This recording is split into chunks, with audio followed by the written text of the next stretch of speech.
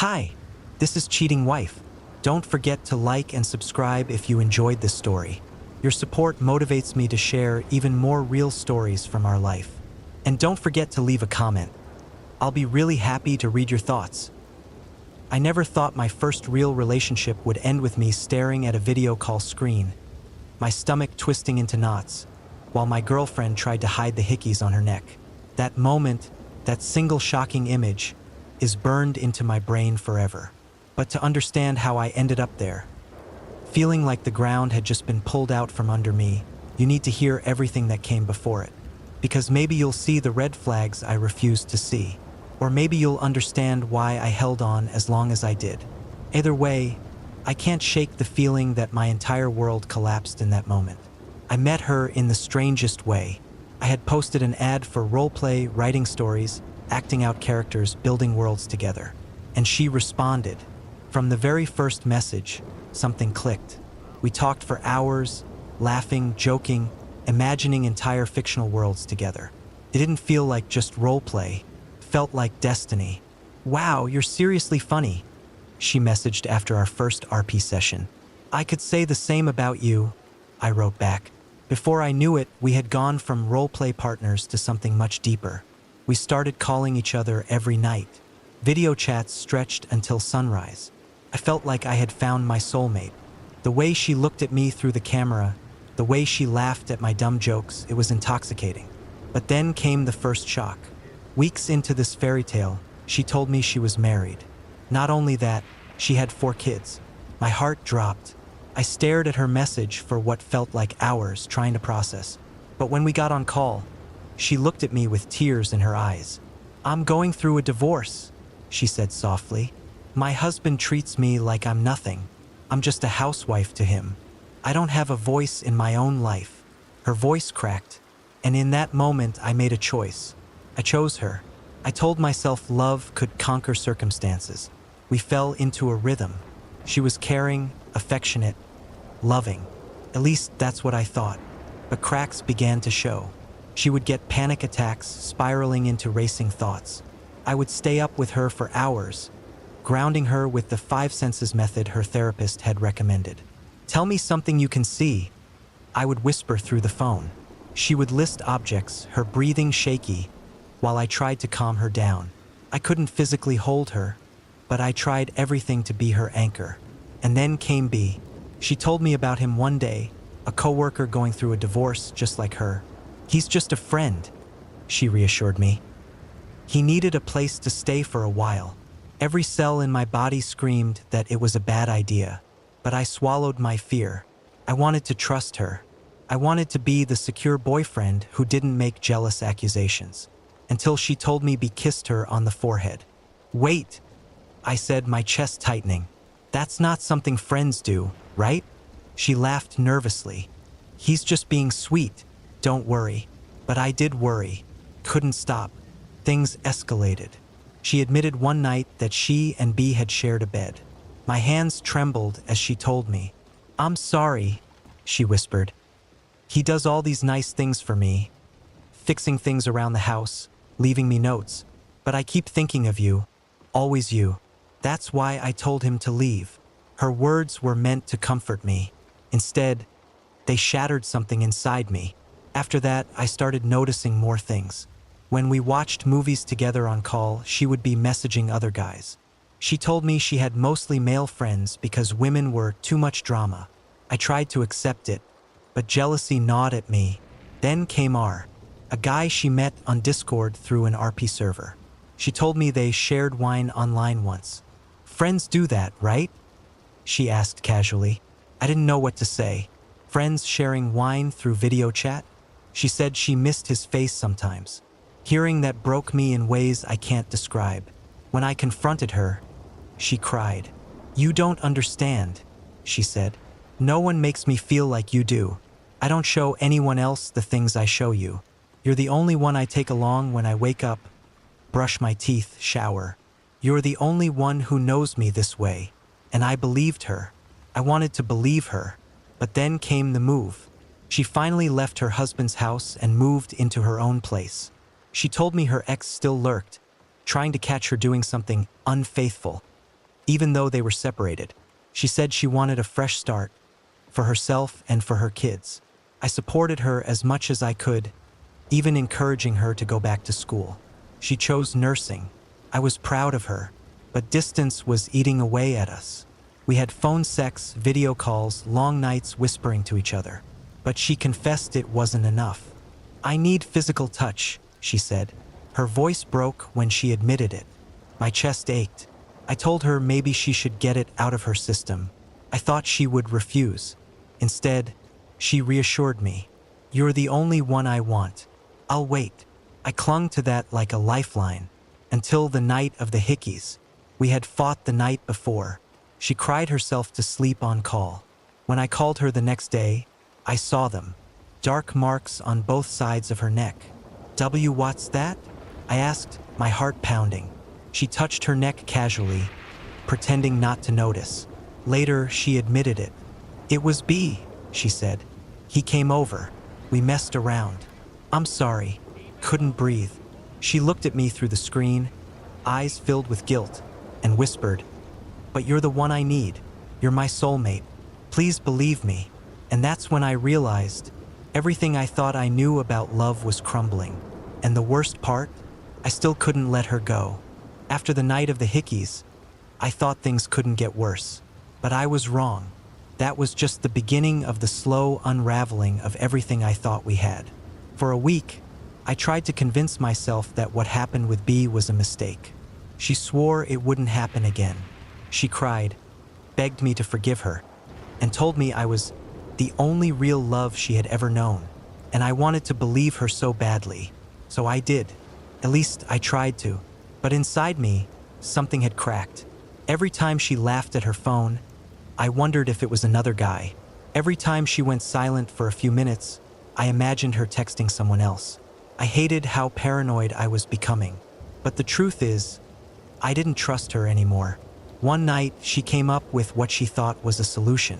"Maybe," she said softly, "if you hear me talking to my friends while you're on the call, you'll feel less insecure." I didn't really understand, but she insisted. So she joined her Discord server, left me on call, and started chatting with the usual group of guys. At first, it felt innocent. She joked, laughed, teased them in the same way she always did, and I thought maybe this will help. But then I heard it.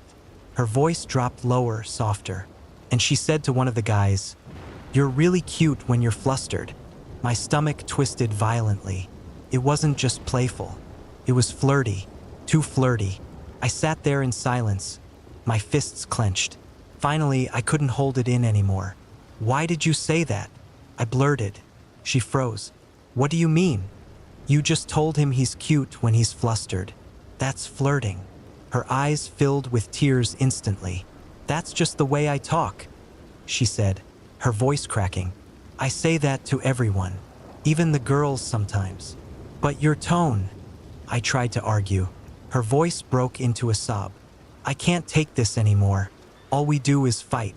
Everything I say makes you sad. I'm trying so hard, but it's never enough." Panicked. I'm sorry. "I'm not trying to fight.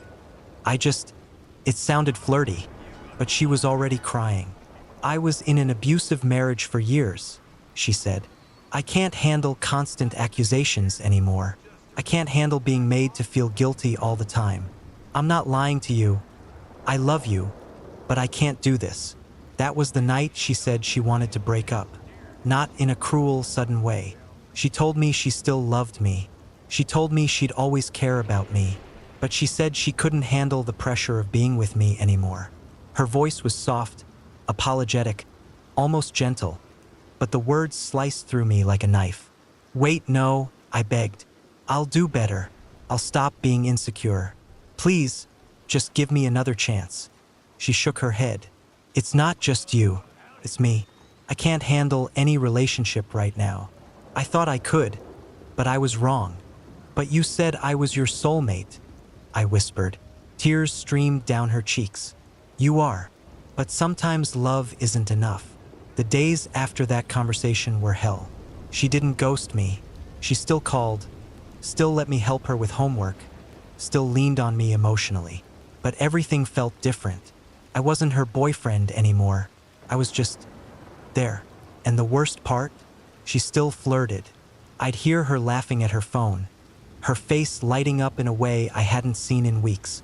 She'd tell me she was talking to a friend, but I knew it was one of the guys from the server, especially one in particular, the same one she had called cute.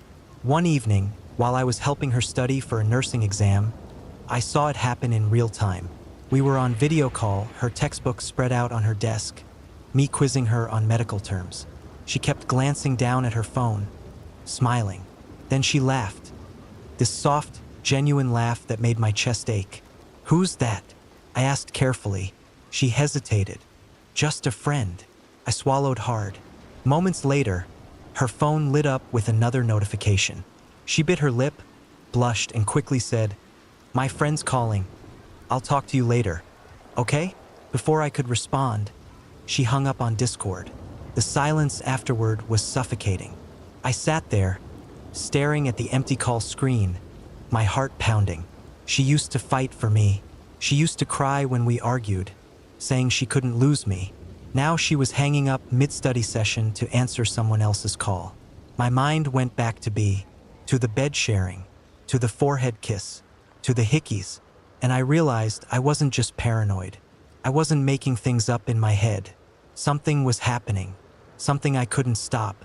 But even knowing all of that, I couldn't let her go. I told myself she was hurting. She was lost. She was confused. I told myself I could still be the one to heal her. I told myself I just needed to hold on a little longer, even as she pulled further and further away. The truth? I think she had already chosen someone else. She just hadn't told me yet. I wish I could say that things turned around, that she realized how much I loved her, that she chose me after everything we went through. But that would be a lie. The truth is, after she broke up with me, things only got worse. She still called me when she needed comfort. She still cried on the phone when she missed her kids. She still let me help her with homework and quizzed her before tests. But the intimacy was gone. The spark was gone. And in its place was something hollow. What hurt the most wasn't just the loss of closeness. It was watching her give the best parts of herself, the laughter, the smiles, the blushes, to someone else. And all I got were the leftovers. One night, after she hung up on me mid-study session to answer a friend's call, I sat there staring at my computer screen, and I realized something that made me sick to my stomach. I wasn't her partner anymore. I was just a placeholder, an emotional crutch until she found someone else to fill the role I used to have. I didn't sleep that night. I kept replaying everything in my head. The first time she told me about be sleeping in her bed. The time she showed up on video chat with hickeys. The way she said she missed ours face. The flirty voice she used with strangers on Discord. The way she said she couldn't handle a relationship, yet kept flirting like she was single. And the more I thought about it, the more I realized this wasn't an accident. This wasn't a misunderstanding. This was who she was choosing to be. The next day, I confronted her. "Are you seeing someone else?" I asked bluntly. Her eyes widened on the video call. "What? No, of course not." "Then what about the hickeys? What about hanging up on me to answer some guy's call? What about calling someone else cute in that tone?" She flinched. Tears welled up in her eyes. "I told you I can't handle a relationship right now. I'm not trying to hurt you. Not trying." I laughed bitterly. "You've been hurting me for months." She started crying harder. "I didn't mean for this to happen. I thought I could love you the way you deserve, but I'm too broken. I still love you, but..." Her voice trailed off. "But what?" I demanded. "But I can't give you what you want. Not anymore." I sat there stunned. After everything, after all the late-night calls, the promises, the reassurances, the tears, this was it, the end. For a long time, I couldn't speak. I just stared at her through the screen, memorizing her face, knowing it was the last time I'd see it this way. Finally, I whispered, "Then don't lie to me anymore. Just tell me the truth. Do you love someone else?" She hesitated. Then slowly she nodded. My chest felt like it caved in. Couldn't breathe. Couldn't think.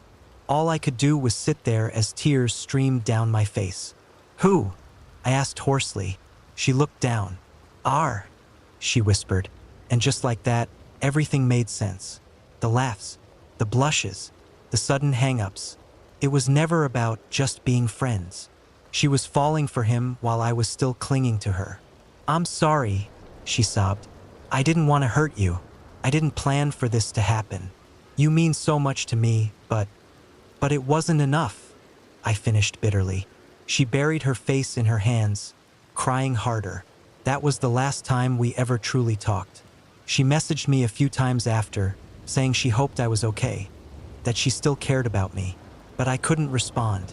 Every word felt like another knife, and I couldn't keep letting her cut me open, so I blocked her. Everywhere. Discord, phone, social media. I cut her out of my life completely. It's been weeks since then, and I still feel the ache in my chest every single day. I still think about her when I wake up. I still hear her laugh in my head. I still miss her more than I can put into words. But I also know this: she wasn't the soulmate I thought she was. Because a soulmate doesn't treat you like a secret. A soulmate doesn't flirt with other people behind your back. A soulmate doesn't give their heart to someone else while telling you you're the only one. I thought she was my forever, but in the end, she was just a lesson. A painful, brutal, unforgettable lesson. And maybe someday I'll be grateful for it. But right now, it just hurts. And I don't know how long it'll take before it stops.